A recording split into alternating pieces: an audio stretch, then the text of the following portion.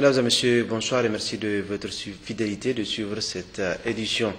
Nous ouvrons ce journal par le communiqué du secrétaire général de l'Assemblée nationale, le président de l'Assemblée nationale, Hama Amadou, à l'honneur d'informer, mesdames et messieurs les députés, que les travaux de l'Assemblée nationale en séance plénière reprendront le lundi 5 mai 2014 à partir de 9h au sein de l'hémicycle de l'Assemblée nationale avec à l'ordre du jour la poursuite de l'élection des membres du bureau de l'Assemblée nationale autre que le président, signé le secrétaire général de cette institution. Et ce communiqué du ministère de l'Intérieur, de la Sécurité publique, de la décentralisation et des affaires coutumières et religieuses relatif à la relève des agents de sécurité du président de l'Assemblée nationale, la sécurité des personnes et des biens sur l'ensemble du territoire national relève des attributions régaliennes de l'État. Il a été créé au sein de la direction générale de la police nationale depuis 1995, une direction en charge de la protection des hautes personnalités nationales et étrangères, DPHP. L'arrêté numéro 0227 MI/SP/D/AC/DGPN du 6 avril 2011 fixe à son article 6 les missions de cette direction. Préparé et coordonné conjointement avec le groupement de sécurité de la présidence de la République les déplacements du chef de l'État, gérer et coordonner l'ensemble des équipes de la sécurité rapprochées exerçant auprès de hautes personnalités institutionnelles, à savoir le président de l'Assemblée nationale et le Premier ministre. Les textes font obligation au gouvernement d'assurer la sécurité de ces personnalités. Cependant, il revient aux autorités chargées de la sécurité et à elles seules de désigner le personnel affecté à cette mission. C'est ainsi qu'au vu de nécessité de service, une équipe de sécurité de la DPHP composée de 10 agents et d'un détachement de la garde nationale du Niger se sont rendus le vendredi 2 mai 2014 au domicile du président de l'Assemblée nationale en remplacement de celle déjà existante. Au Niger, dans le cadre d'une mission de travail qu'il entreprend depuis hier, le ministre de l'Intérieur et de la Sécurité du Mali a effectué ce jour un déplacement dans le camp de réfugiés maliens de Tabarbaré, dans le département d'Ayoru, région de Tillabéri. Le général Sada Samake était accompagné dans ce déplacement par son homologue nigérien Massoudou Assoumi et par le représentant du Haut-Commissariat chargé aux réfugiés au Niger, Seyni Soumela Ibrahim Issaka Issa. Après la signature de l'accord tripartite Niger-Mali-HCR, ficelant les conditions de rapatriement volontaire des réfugiés maliens, le ministre malien de l'Intérieur et de la Sécurité a mis à profit son séjour du Niger pour rendre une visite de courtoisie à ses compatriotes du camp de Tabarbaré dans le département d'Ayoru, région de Tillabéri.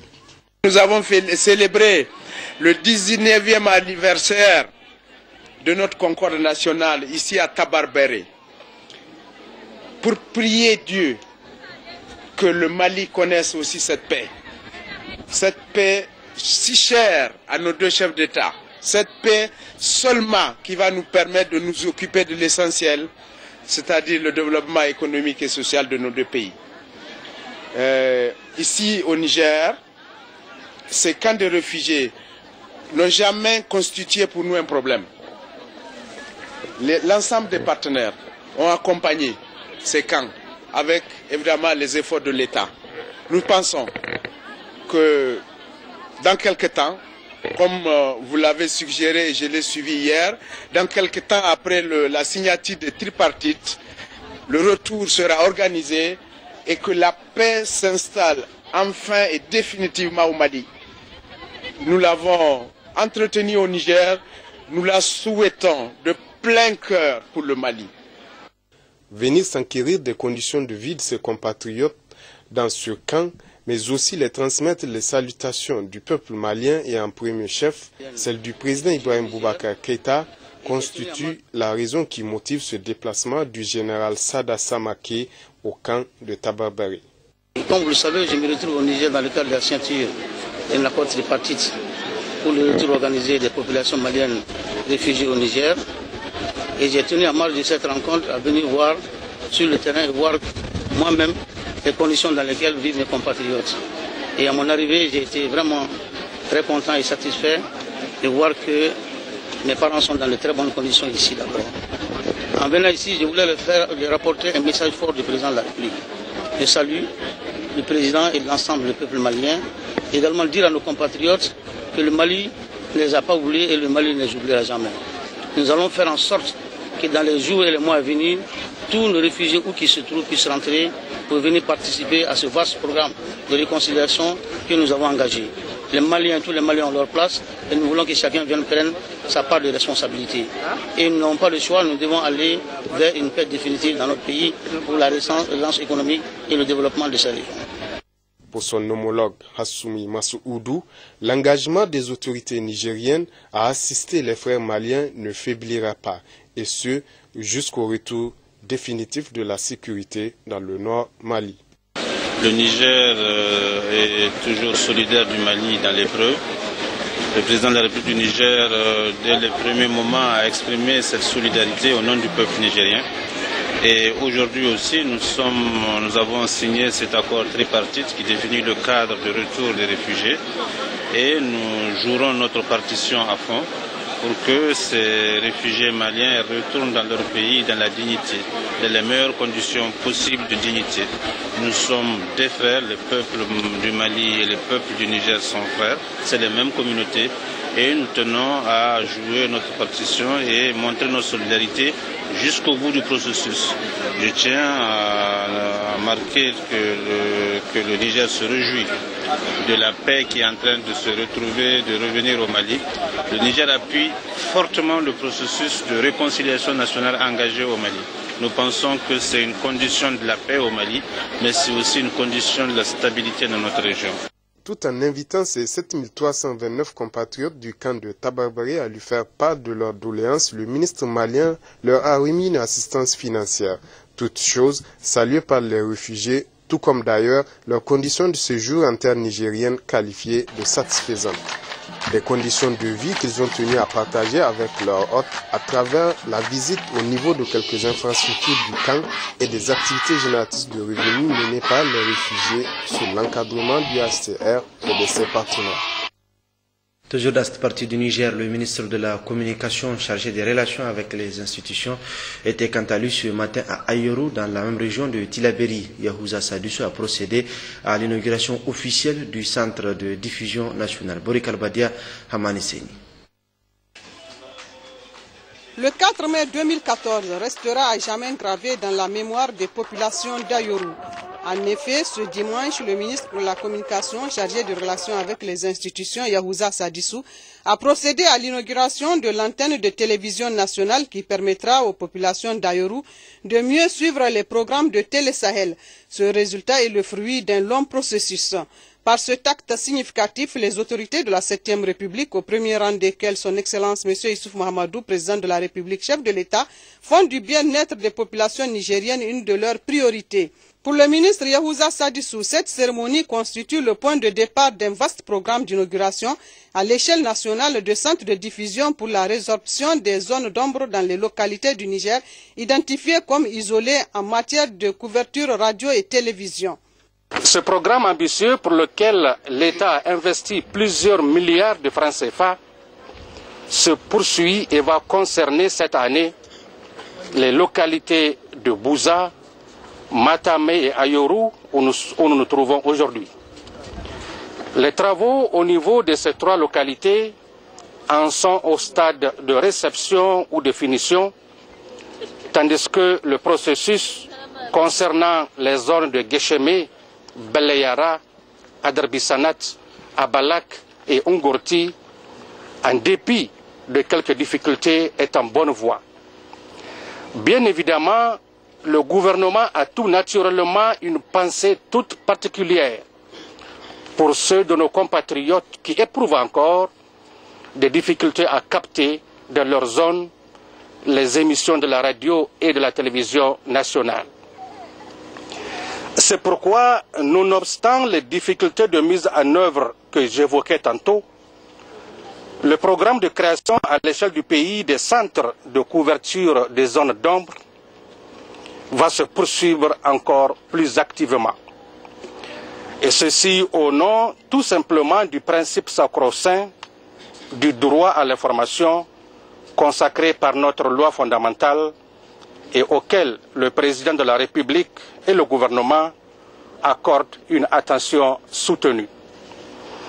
Mesdames et messieurs, avant de terminer, je voudrais encore une fois remercier les populations d'Ayoru pour la qualité de leur hospitalité et m'acquitter en même temps d'un agréable devoir au lendemain de la célébration de la Journée internationale de la liberté de la presse. Donc ce devoir de procéder au lancement et à la réception officielle du centre de diffusion de la localité de Ayoru, pour laquelle, je l'espère, les difficultés de réception des signaux de la radio et de la télévision nationale ne sont désormais plus qu'un lointain souvenir. Auparavant, le secrétaire général de la préfecture d'Ayoru et le premier vice-maire ont salué cette œuvre qui a beaucoup enthousiasmé les bénéficiaires. Nous remercions le gouvernement vraiment pour cet outil précieux qu'il vient de mettre à notre disposition. Sous le patronage de la ministre en charge de l'enseignement primaire, le cadre de concertation pour l'éducation a procédé ce matin au lancement officiel de la Semaine mondiale de l'éducation pour tous et de la Semaine mondiale d'action SMA 2014. Égalité des droits, des chances, éducation inclusive pour tous les enfants en situation de handicap est le thème retenu pour la célébration de cette 14e édition. Mariam Dakou, Sani Issouf. Cette manifestation ayant mobilisé tous les acteurs de l'éducation s'inscrit dans la droite ligne de l'engagement solennel pris par la communauté internationale au Forum mondial de 2000 tenu à Dakar au Sénégal. Forum lors duquel les participants se sont fixés des objectifs du millénaire pour le développement pour 2015. À un an donc de cette échéance, le cadre de concertation des organisations de la société civile active en éducation a décidé de célébrer cette 14e édition de la Semaine de l'éducation pour tous, couplée à la Semaine mondiale d'action sous le signe de l'éducation inclusive pour tous les enfants en situation d'handicap. À l'échelle mondiale, 93 millions d'enfants, soit 1 sur 20 jusqu'à l'âge de 14 ans, souffrent d'un handicap modéré ou grave. Les taux d'inscription scolaire initiale de ces enfants sont très faibles. Au Niger, être atteint d'un handicap multiplie par 2,5 fois le risque pour les enfants de ne pas être scolarisés. L'absence d'intérêt pour l'éducation des enfants handicapés influence aussi les chances de respecter la promesse internationale d'éducation primaire universelle, un but convenu à l'échelle mondiale, dont les objectifs d'éducation pour tous et les objectifs millénaires pour le développement. L'éducation inclusive est un investissement d'avenir par excellence. Nous voulons un siècle où chaque être, sans distinction de race, d'origine, sait lire et écrire et utiliser ses atouts pour gagner son autonomie. En cette journée de lancement de la Semaine mondiale 2014, nous appelons tous les gouvernements à s'unir pour réaliser ces rêves. L'ambition des plus hautes autorités du Niger est que tous les enfants aient la même chance d'accéder à l'éducation indépendamment de leur situation physique ou sociale, a dit la ministre en charge de l'enseignement primaire et de l'alphabétisation. Il y a lieu donc d'affirmer ici que l'éducation en général et celle des enfants en situation de handicap ou en besoin spécifique en particulier demeure l'une des priorités des plus hautes autorités de la 7e République, au premier rang desquelles son Excellence M. Issouf Mahamadou, président de la République, chef de l'État, et son Excellence M. Brigitte Rafini, Premier ministre, chef du gouvernement. Les enfants en situation d'handicap ont ainsi mis cette occasion à profit pour remettre leur pétition à la ministre qu'ils ont déléguée pour être leur porte-parole auprès du gouvernement. Nous, enfants handicapés, profitons de cette occasion pour interpeller les autorités compétentes à adopter dans les meilleurs délais la stratégie nationale pour la promotion de notre scolarisation. Madame la ministre, nous sommes convaincus que l'éducation pour tous ne peut être une réalité au Niger que si l'école est accessible à tous les enfants sans discrimination. À cet effet, nous vous prions de bien vouloir être notre porte-parole auprès du gouvernement et aussi la marraine de notre scolarisation. Il est à souligner que plusieurs activités, dont une caravane de sensibilisation et des conférences débats, sont prévues dans le cadre de la commémoration de cette semaine. Notons par ailleurs qu'au cours de cette cérémonie de lancement de la semaine de l'éducation pour tous, l'humoriste Djindjiri Lompo a été déclaré comme ambassadeur de l'éducation au nom de la société civile active en éducation. Dans le cadre de la célébration de la Journée internationale de la liberté de la presse célébrée hier samedi, le Conseil supérieur de la communication a offert un cocktail aux hommes des médias, occasion pour le président du CCA Draman Ousmane d'annoncer les innovations prévues par l'organe de régulation. Nous reviendrons dans quelques instants. À l'intérieur du pays, en mission de sensibilisation et d'information dans les camps de réfugiés maliens et rencontre avec les retournés nigériens, le gouverneur de la région de Tillabéri était mardi dernier à Chino-Godard, dans le département de Banizumbo. Sahabi Bouda Jibbonou. À Sénégoder, le gouverneur et sa délégation ont été accueillis par les populations et un détachement des forces armées nigériennes qui lui a rendu les honneurs. En s'adressant à la population, le gouverneur Assimi Diaberi a dit sa satisfaction pour l'accueil qui lui a été réservé avant de les entretenir sur des thèmes liés à la sécurité, à la bonne cohabitation entre toutes les communautés vivant dans la zone et à la protection de l'environnement pour préserver les pâturages. Le gouverneur s'est ensuite rendu sur la place de prise d'armes des éléments des FAN en poste à Sénégoder, localité située à une dizaine de kilomètres de la frontière malienne.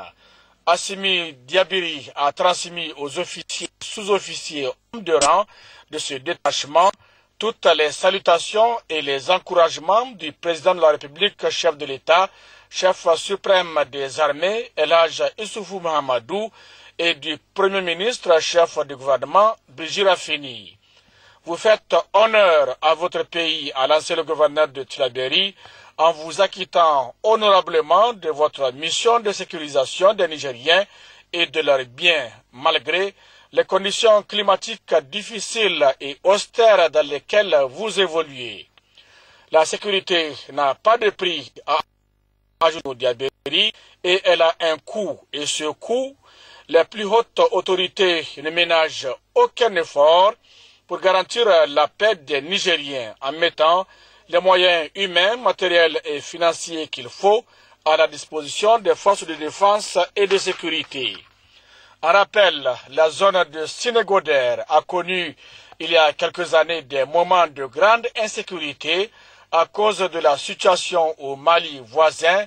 Aujourd'hui, ce fléau est jugulé et ces éléments de FAN veillent nuit et jour pour la paix et la quiétude des populations.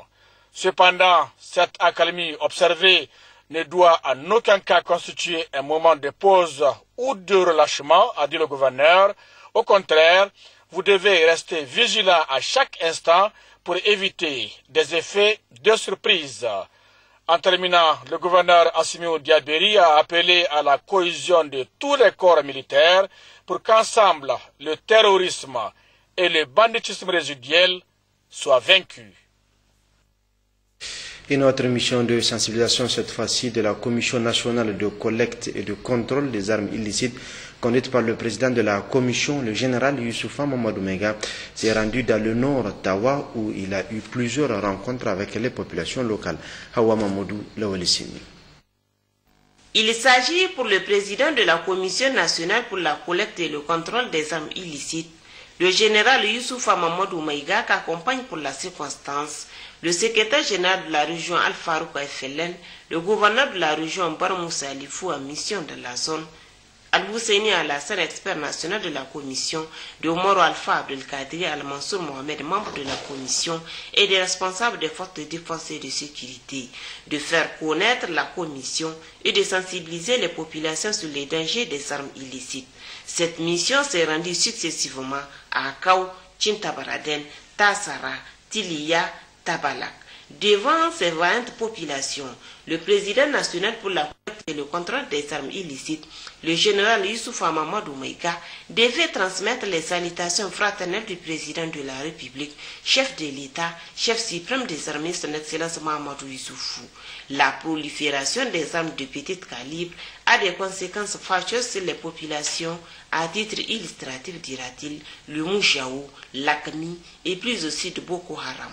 C'est justement pour prévenir cela et sécuriser les populations et les biens que les populations doivent collaborer avec les responsables des forces de défense et de sécurité, et aussi pour ceux qui en possèdent, de les remettre volontairement, car le seul combat qui vaille pour cette commission, c'est la collecte et le contrôle des armes illicites, a ajouté le général Youssouf Mamadou Maïga. Aussi, le secrétaire général de la région Al-Farouk Afelen, les autres membres de la mission ont pris la parole pour expliquer à Lang les raisons de cette mission.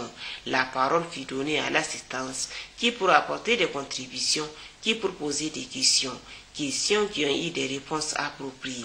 À Akoubonou, Azay et à Abalak, les mêmes messages ont été relayés par le président de la commission. À la fin de toutes ces visites, le général Youssouf Mamadou Maïga nous dit ici les enseignements tirés. Les populations nous ont accueillis, ma délégation et moi-même. Les rendez-vous ont été ponctuels. Les populations sont venues en masse, ce qui est vraiment étonnant, mais ce n'est pas surprenant. Dans tous les cas de figure, l'essentiel est fait, puisqu'elle a été très réceptive au message que nous avons, mon équipe et moi, avons eu à lui adresser. Et elle est également coopérative, elle a été très coopérative et plutôt et également curieuse de savoir qu'est-ce que c'est que votre structure, comment qu'elle travaille et la problématique des armes, l'acquisition, ainsi de suite, comment que cela se réalise. Retour de la région de Tillabéri où à Filengue, les ulémas ont organisé hier des prières pour l'unité nationale ainsi que des prêches. C'était en présence des autorités locales, dont le préfet de Filengue et celui d'Abala, qui ont représenté le gouverneur de la région de Tillabéri, Gérard Abdelaziz Bachir Harouna. La grande mosquée de la commune urbaine de Filengue qui a servi de cadre au lancement de cette manifestation de renforcement de l'unité nationale initiée par les oulémas du Kourfey sous la houlette de Aminou Sarkin Filengue, imam de la dite mosquée. La cause pour laquelle nous sommes ici, c'est la cause même que l'islam défend, celle de l'unité dans le cœur. En dehors de cela, lorsque les musulmans se réunissent dans un endroit et qu'ils prient Dieu le Tout-Puissant, qu'ils soient sûrs que Dieu a exaucé leurs vœux. Donc, partant de cela, nous avons décidé de faire une lecture du Coran pour que Dieu fasse descendre sa grâce, la joie et le bonheur dans notre pays et dans les pays voisins. Les pays qui sont dans le malheur ou dans des difficultés, que Dieu les en fasse sortir. Et que Dieu en même temps aussi fasse descendre sa grâce sur ceux qui nous ont aidés à organiser ce grand rendez-vous. Après cela, l'imam donc nous a demandé, n'est-ce pas, de continuer dans ce sens, parce que c'est ça même l'islam, l'union. Et l'union, c'est l'union qui fait l'amour. C'est l'union qui provoque aussi l'amour de Dieu sur un peuple. Parce que lorsqu'un peuple est uni, qu'il soit sûr qu'il est aimé par Dieu. Et qu'en conséquence, il sera un peuple heureux, fier de lui-même. En présence du préfet de Filengue, Maro Hassan Dikoubou, et de celui d'Abala, le lieutenant Meg Omar Diambala, représentant le gouverneur de Tillabéri, ces marabouts ont d'abord récité les versets du Saint-Coran. Puis ils ont prié pour le renforcement de la cohésion sociale et de la paix et un hivernage fécond au Niger, entre autres. L'initiative des oulémas du Kourfey a été saluée et encouragée par l'un des représentants du gouverneur de Tillabéri. Et nous sommes très fiers de ce rendez-vous. Vous savez, le président de la République, El Hadji Mohamed Issoufou, Elle accorde une place de choix au domaine islamique. Aux marabouts ici présents, je leur dis vraiment grand merci. Je leur dis grand merci d'avoir pensé à faire une grande fatia pour la région, une grande fatia pour le département, une grande fatia pour le Niger et le Niger tout entier. Et ils ont eu à faire des vœux. Nous souhaitons au bon Dieu d'accepter leurs vœux. Nous demandons au bon Dieu de leur accorder sa grâce pour que l'année prochaine, nous nous réunissons ici pour célébrer cette fête. Après la lecture du Saint-Coran et les prières, dans la nuit, de 21h à 5h du matin précisément, des prêches ont eu lieu. Il faut noter pour conclure que cet événement a enregistré la participation des marabouts de plusieurs localités nigériennes et des pays voisins, le Nigeria notamment. Une mission de l'Agence nigérienne des allocations et des bourses ANAB a tenu une rencontre à Difa pour sensibiliser les élèves des classes de première et terminale sur les missions assignées à cette structure. Ben Youssouf Abdel Aziz, Harouna Sanda. L'Agence nigérienne des allocations et des bourses, l'ANAB, a été créée par ordonnance numéro 99-70 du 20 décembre 1999. C'est un établissement à caractère administratif doté de la personnalité morale et de l'autonomie financière. L'ANAB est placée sous la tutelle technique du ministère en charge de l'enseignement supérieur. Elle a pour mission de collecter des informations concernant les élèves, les étudiants et les filières de formation. Elle doit élaborer, proposer, suivre et exécuter la politique nationale en matière de bourses et allocations scolaires. À toutes ces missions, il faut ajouter l'attribution et la gestion de l'aide sociale d'études qui lui a été confiée à partir de l'année académique 2011-2012. Pour suivre ces missions, comme tout EPA, l'ANAB est dotée de deux organes diverses institutions, à savoir un représentant du Premier ministre, un représentant du ministère en charge de l'enseignement supérieur, un représentant du ministère des Finances, un représentant du ministère de la Formation publique, de l'Éducation nationale et de l'Université Abdoul Moumouni, ainsi que du personnel de l'ANAB. La direction générale est l'organe exécutif composant trois directions techniques et chargé de fixer les modalités d'attribution des bourses d'études. La bourse étant une aide que l'État ou l'ordonnateur accorde aux étudiants les plus méritants et aux handicapés pour leur permettre de poursuivre des études selon les critères bien définis. Elle est constituée d'une indemnité de subsistance et des accessoires. L'indemnité de subsistance pour les bourses nationales du premier cycle est de 35 000 francs au Niger, 45 000 francs en Afrique et 107 000 francs hors Afrique. Pour chaque année académique au Niger comme à l'extérieur, l'État accorde 9 mois de bourse au taux normal à tout étudiant boursier et 3 mois de bourse au taux réduit de moitié. Les critères d'attribution sont énormes et les membres de la mission de l'ANAB ont largement expliqué aux élèves les modalités d'attribution de bourses et peuvent prétendre à la bourse les bacheliers de la session en cours, la nationalité nigérienne et l'âge de 23 ans ou plus pour les candidats officiels et 24 ans pour les candidats libres.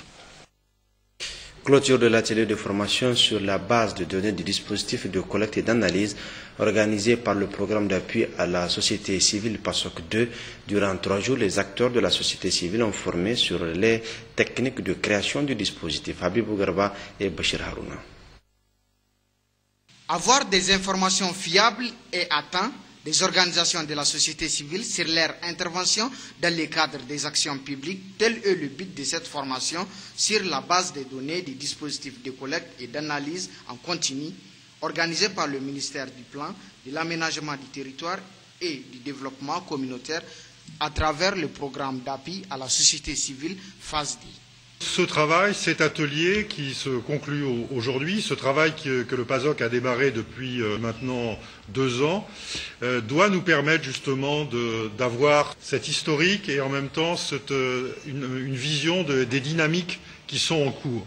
Alors c'est pour, bien évidemment, en premier lieu, ça intéresse l'administration, bien évidemment, ça intéresse la société civile qui a besoin de savoir qui fait quoi, où et comment, et ça intéresse également nos partenaires, l'ensemble des partenaires techniques et financiers qui ont besoin et qui interrogent régulièrement pour savoir dans telle région est-ce qu'il y a des organisations qui travaillent sur tel domaine, l'environnement, la santé, etc.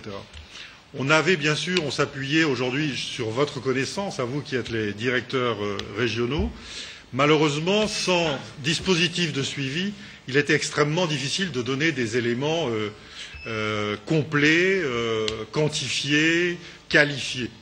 Aujourd'hui, avec ce dispositif, on va pouvoir répondre justement à ces questions fameuses, qui fait quoi, où et comment.